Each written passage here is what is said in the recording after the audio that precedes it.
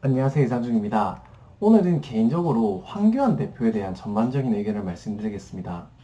아니, 황교안 대표가 지금 사퇴한 지가 지났는데 왜 이걸 말씀드리냐 좀 궁금하신 분들도 많겠지만 그 말씀드리는 이유는 황교안 대표가 이끌었던 미래통합당이 2030, 40 젊은 세대에게 어떻게 비춰졌는지 구독자분들이 아실 필요가 있다고 생각해서입니다.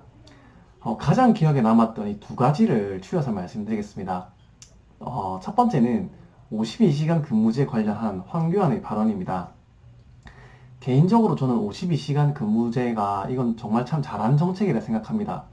법적으로 근무기간이 정해져 있기 때문에 예전에 말이 많았던 저녁이 있는 삶을 어느 정도 유지할 수 있습니다. 물론 일이 많고 출장이 있을 땐 필연적으로 야근을 할 수밖에 없지만 야근을 하지 않고 주어진 시간에 집중해서 오늘 일을 끝내자고 항상 생각하기 때문에 일을 할 때 매우 집중력 있게 합니다.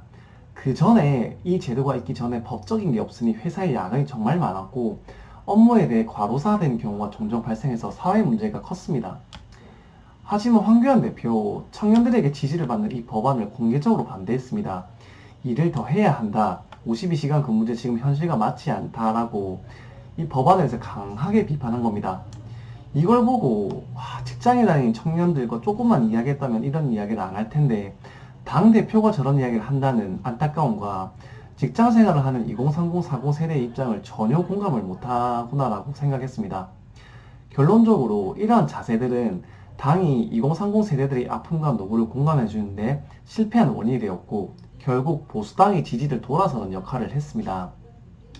두 번째는 콘크리트 지지층인 태극기 부대에게 과도하게 집착했습니다. 5060 세대 보수 지지자는 미우나 고우나 잘하나 못하거나 보수를 지지해주는 보수 입장에서는 매우 고마운 분들입니다.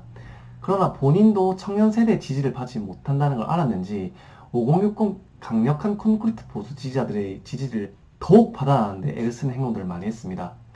갑자기 단식을 한다거나 갑자기 삭발을 한다거나 이러한 행동들은 태극기 부대의 보수 지지층들에게는 환호를 받겠지만 20대부터 40대까지 세대들은 그의 행동에 전혀 공감이 되지 않고 왜 저러나 싶고 그러면 그럴수록 당 이미지가 극우의 형태로 되어갔습니다.